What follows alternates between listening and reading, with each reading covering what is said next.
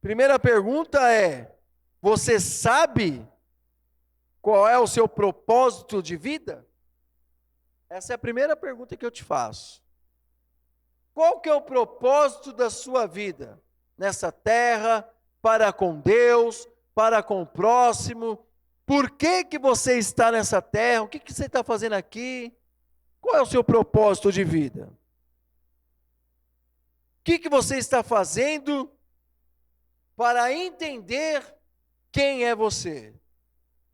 Para entender aonde você quer chegar? Para entender desde pequenininho, nós temos algo chamado dentro de nós ICP, Ideia Central Permanente.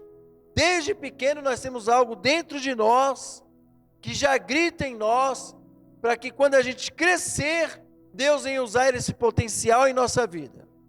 Um tem o dom para matemática, o outro tem o dom para o ensino, o outro tem o dom para a oratória, e assim o ser humano tem um dom dentro de si.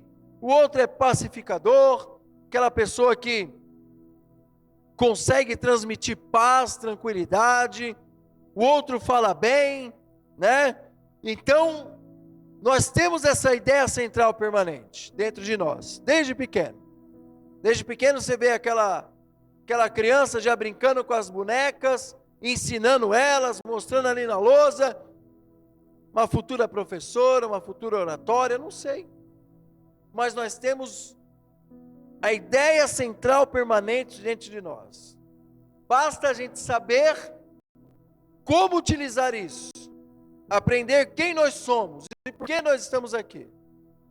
Nós que conhecemos a Deus, nós temos que entender o mundo que a gente vive, nós temos que entender a minha mente, a nossa mente, nós temos que entender, e nós temos a vantagem do mundo, que nós temos que saber quem é Deus, porque aquele que está em Deus conhece até os pensamentos deles, está escrito na Bíblia, conhece até o pensamento de Deus, porque quando nós temos Deus, Deus revela as coisas para nós em sonhos, em palavras, em louvor, lendo a Bíblia, estudando a Bíblia, basta a gente buscá-lo de coração, e a gente vai entendendo o que Deus quer para a nossa vida, a gente vai entendendo o que nós vamos fazer nesta terra para glorificar o nome de Deus. Sempre foi assim. A igreja, num determinado momento, se perdeu, virou um dualismo. A igreja é uma coisa, o Estado é outra, a ciência é outra, mas será que não pode ter um médico com o propósito de Deus operando pessoas? Um médico que vai operar a pessoa e ora por aquela pessoa, fala: Senhor, está em tuas mãos, eu vou usar minhas mãos e não vai ser as minhas, mas vai ser a sua. Um advogado que advoga as causas, que seja cristão. Um pedreiro que vai levantar uma casa, orando e colocando tijolo por tijolo. Esse é o propósito de Deus para a humanidade, é que o cristão seja o sal da terra e a luz do mundo. E está escrito na palavra, Jesus falou que as portas do inferno não prevalecerão contra a igreja, e a porta do inferno não está dentro da igreja. Quando Jesus falou isso, lá em Nazaré, tinha um lugar que os gregos achavam que era um portal ali, perto de Gadara, e os gregos achavam que ali era o portal do inferno, entre a terra e o Hades. E Jesus falou sobre isso, falou: vocês estão vendo isso aí que os gregos falam, que eles falam? Então eu vou falar outra coisa. Existe o inferno, mas as portas do inferno não prevalecerão contra a igreja, porque eu sou o dono da igreja. Então o propósito de vida do cristão é ir evangelizar, é ganhar almas para Jesus, é ser o exemplo e a luz do mundo lá fora, porque as pessoas acham que elas se batizam, que elas se convertem só apenas dentro da igreja. Você quer destravar o propósito da sua vida com Deus? Comece a fazer o que Deus mandou na sua vida. E a primeira coisa é: ide por todo mundo e pregar o evangelho. Não é só para pastor, não é só para ministro. Isso é um mandamento para todos, sem exceção. Para ministro é uma coisa, para evangelista é outra, para profeta é outro, mas para todos é o evangelismo. Ah, eu tenho vergonha. Os tímidos irão para o lago de fogo. Está escrito lá em Apocalipse, naquela lista dos feiticeiros, idólatras, fornicadores, está lá os tímidos. Não é o tímido de jeito, é o tímido que não prega Jesus, porque tem aquela timidez que vira medo. Então você quer destravar o propósito de Deus na sua vida? Esse é o primeiro passo, é você entender que você tem que falar do amor de Cristo para as pessoas. Quem está entendendo? Destravar o propósito de Deus na vida pode significar entender o chamado de Deus e obedecer a sua voz. Você quer destravar o propósito de Deus na sua vida? Escute a voz de Deus. Deus está falando com você, Deus fala com você e você vira as costas, você não faz o que Ele manda. Então a sua vida fica totalmente travada, amarrada. Você está indo com as forças do seu braço. E Deus fala: escute a voz. Está escrito na palavra: eis que estou à porta e bato. Ele bate na porta da igreja.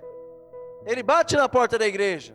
Mas a igreja não está não está deixando ele entrar. Por isso que ele está do lado de fora. E ele fala assim: aquele que tem ouvido, ouça o que eu digo à igreja. E como ministro do Senhor eu tenho que alertar.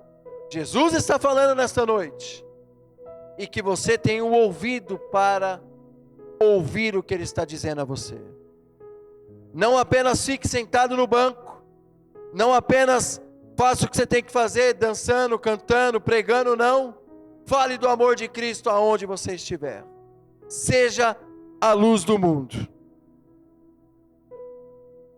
Para descobrir o propósito de Deus, é necessário ter um relacionamento profundo com Ele. Para pedir a Deus um propósito, pode-se falar com o coração, compartilhando esperanças, desejos, preocupações e problemas. Pedir ajuda e orientação, perdão ou cura. Então, para que você consiga entender e ouvir a voz de Deus, primeiro você tem que abrir o coração para Deus. Primeiro você tem que ajoelhar diante de Deus e falar: Senhor, eu preciso ser curado. Senhor, eu preciso que esses desejos que eu tenho, a esperança que eu tenho, as minhas preocupações, eu preciso falar com Deus. Vocês sabem que nós somos psicólogos. E a psicologia nada mais é do que escutar as pessoas. E você escuta ela, e na parte da psicanálise, você apenas nada mais, nada faz do que apenas escuta de verdade. A psicanálise é isso. Pega aquela frase-chave com a pessoa e trabalha essa frase-chave nela. Mas, mesmo eu como terapeuta, mas eu também sou cristão, e eu sei que quando nós ajoelhamos e falamos com Deus, o nosso cérebro é ativado por várias e várias sintonias e hormônios. Só que não é apenas falar. Nós temos um ser gigantesco, criador do meu cérebro, que quando você fala com Ele, Ele tem o Espírito Santo para falar com você. Essa é a diferença. Então, se você quiser destravar o propósito na sua vida com Deus, você tem que falar com Ele. Você tem que abrir a boca e falar com Deus. Porque quando você fala, você sente aquele alívio. Se eu desabafar com o obreiro, eu vou sentir um alívio imediato. Mas depois vai vir a angústia de novo. Porque não tem nada que preenche o vazio a não ser o Espírito Santo. Então, quando eu desabafo, vem aquele alívio. Nossa, falei. Aí eu falo com Deus: agora Deus, fale comigo. fale comigo porque eu preciso ouvir a sua voz. E isso se dá na oração.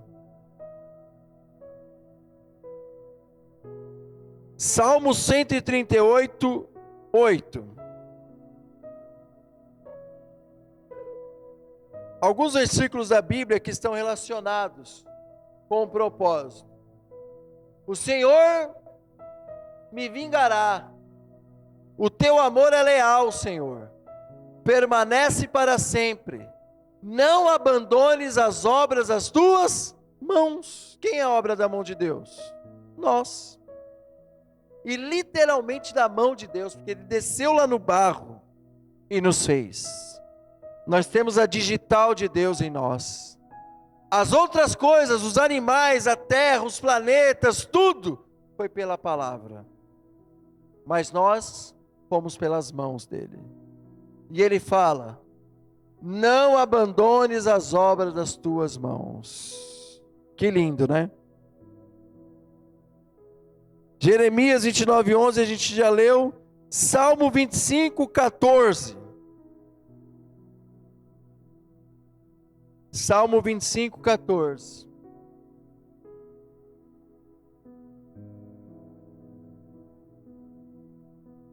O Senhor confia os seus segredos aos que o temem e os leva a conhecer a sua aliança. Lembra do que eu falei? Que o cristão sabe os pensamentos de Deus?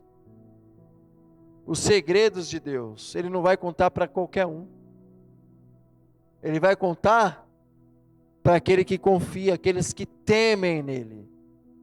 O temem e o leva a conhecer a sua aliança com Deus. Você quer destravar o seu propósito com Deus? A sua vida com Deus? O seu propósito para você crescer e voar nessa vida? Você tem que temer a Deus. Você tem que ter uma aliança com Deus. Você tem que entregar para Deus e Ele vai contar os segredos. Tem coisas que acontecem em nossa vida que a gente fala assim: como isso aconteceu? Tem coisas que eu fui tentar fazer, como a rádio que a gente criou lá no Jardim das Oliveiras. Eu nunca havia mexido com rádio, com nada.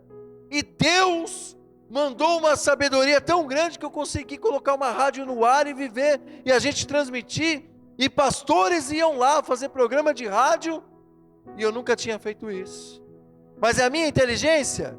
Não, são os segredos de Deus, porque tudo é para a glória dele. É para a glória dele.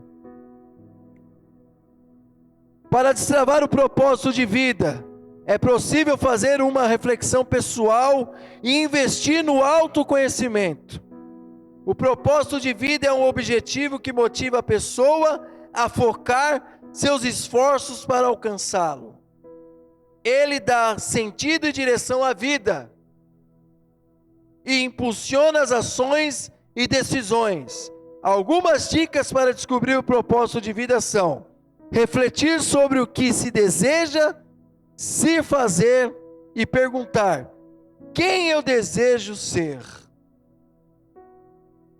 Então você tem o primeiro propósito, destravar o seu propósito entre você e Deus, foi falado aqui. Agora tem o segundo propósito de vida, que é você mesmo. Quem você quer ser? Aonde você quer chegar? O que você quer fazer? O que você está fazendo da sua vida para chegar até esse propósito de vida que você está fazendo? O mal do ser humano é que ele quer fazer tudo de uma vez. E nós temos que criar hábitos. Sim ou não, Joelson? Tem que criar hábitos na vida. Como que eu crio hábitos? Colocando metas curtas. Você sabe o versículo de orar sem cessar? É isso.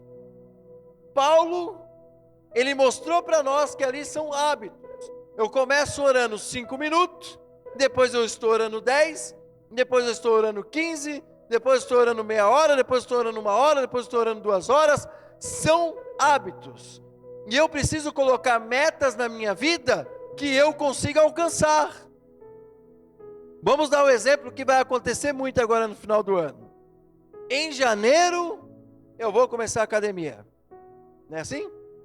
A minha meta de vida, eu vou começar a academia, eu vou emagrecer, vou cuidar da minha saúde, então eu vou comer tudo que tem que comer agora no Réveillon, no Natal, vou comer tudo que tem na mesa, pode colocar tudo aí que eu vou comer, porque em janeiro eu vou para a academia.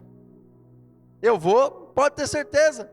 Vocês vão ver que no meio do ano, vou estar fininho, no shape. Passa 2, 3 dias, tá o homem lá correndo, lá na praça, lá tá correndo, ó, no pique. Chega nos 6 meses, meu amigo. E aí, meu irmão? Rapaz, eu marquei 6 meses, não consegui nem 10. Por quê? A meta é muito alta para quem não faz nada. Então nós temos que ter metas curtas para você conseguir atingir o seu propósito de vida. Eu vou dar o meu testemunho aqui rapidinho. Quando eu comecei a fazer a faculdade, a estudar, minha primeira meta foi: vou fazer a teologia em primeiro lugar, porque eu sou cristão, eu preciso fazer a teologia. Aí eu fui fazer o bacharelado em teologia, fiz o bacharelado. Foi a primeira meta. Fiz a primeira meta curta, semestre por semestre, fui fazendo. Depois eu falei para o bispo, olha, eu estou vendo aí que eu preciso fazer uma outra faculdade. Eu fui fazer a pedagogia. Coloquei uma meta, eu preciso terminar essa faculdade até tal tempo. E foi, semestre por semestre. Estudando de um lado, estudando a Bíblia do outro, para combater as heresias que existem. Tem que ser assim. Você que tem filho, ou você que vai fazer faculdade, você tem que estar com o livro da faculdade de um lado e a Bíblia do outro para combater, senão se perde. Quando eu estava terminando, eu coloquei uma outra meta. Eu preciso fazer as minhas pós-graduação. Então eu fui colocando meta em cima de meta. Para destravar o propósito que eu tinha, eu tive que fazer metas curtas. Para hoje eu ter o que eu tenho, eu tive que fazer metas curtas. Porque se eu vou com metas longas, e olho, puxa vida, não é só 4 anos. Aí eu vou fazer uma pós, outra pós, vai dar 8 anos quase. Se eu começo assim, eu não vou terminar. Então você tem que colocar metas curtas. Assim é na sua vida espiritual, assim é na sua vida na educação, assim é a sua vida no casamento, em todas as áreas da sua vida, a sua vida financeira.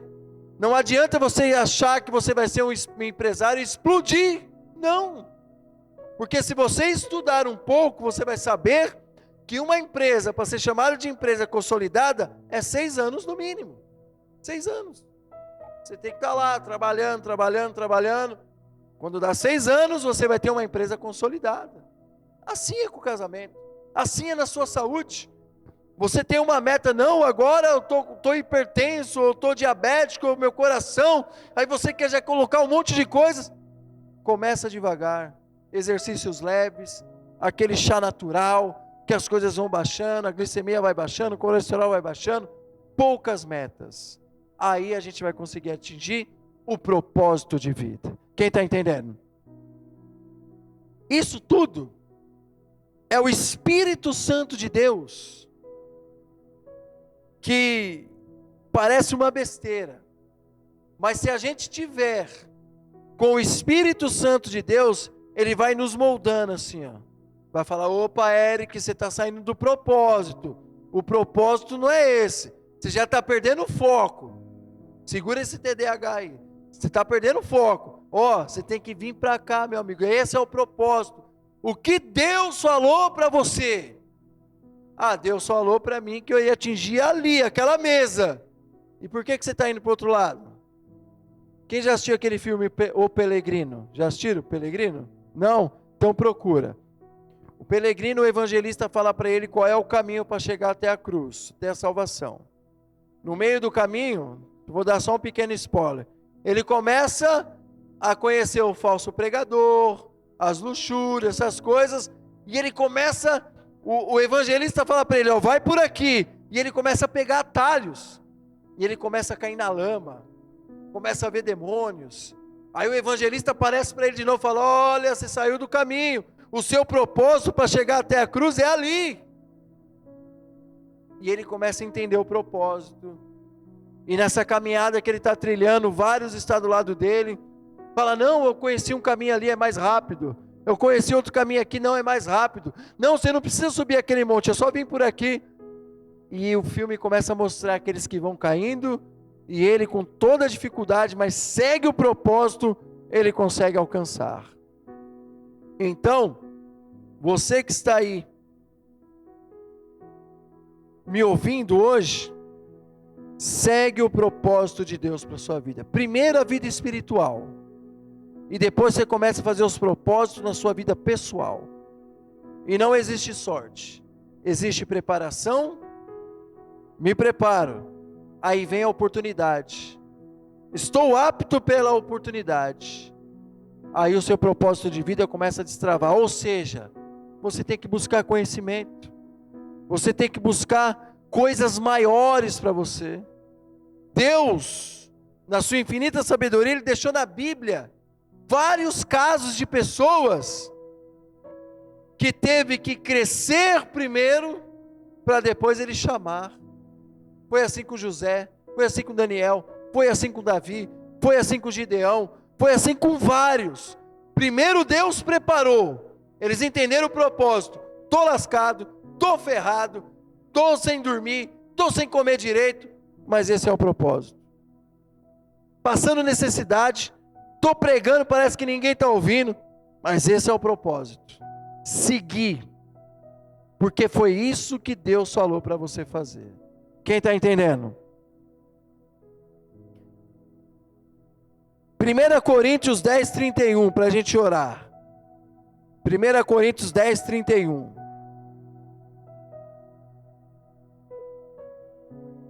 Assim, quer vocês comam, quer bebam, quer façam qualquer outra coisa, façam tudo para a glória de... ao propósito de vida. Tudo que vocês forem fazer é para a glória de Deus.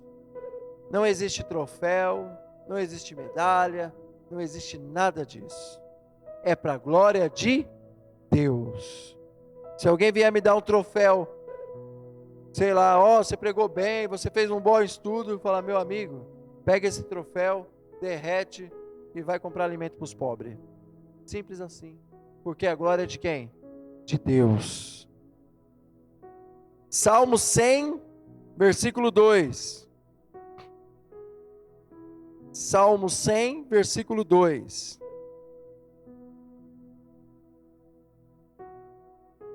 Prestem culto ao Senhor com alegria, entrem na sua presença com cânticos alegres. Se você quiser ter um propósito com Deus, você tem que ter alegria diante de Deus. Porque diante de Deus a tristeza salta de alegria. Nós temos que ter alegria diante de Deus, fazer a obra com alegria.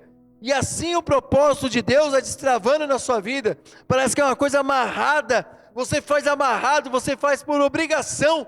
Mas quando você faz, falando para Deus: ó Deus, eu estou feliz por estar aqui, por estar fazendo a obra, por estar visitando os doentes, por estar visitando os descamisados. Eu estou feliz, não porque é o altar, mas eu estou feliz porque eu faço um todo na palavra. Eu estou alegre porque eu sirvo ao Senhor, porque eu sou servo. Esse é o propósito de Deus na nossa vida. Agora fica de pé, nós vamos orar e eu só quero ler isso aqui, 1 Coríntios 15, 58.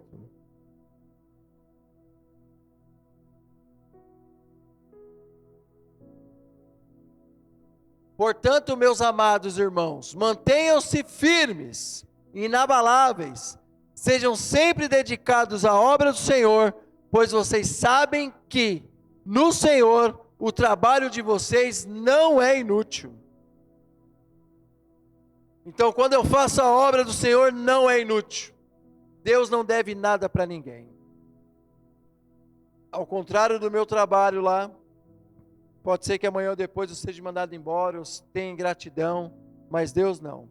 O homem pode ser ingrato, estou fazendo a obra, o homem é ingrato, mas Deus não é, Ele está olhando o seu coração.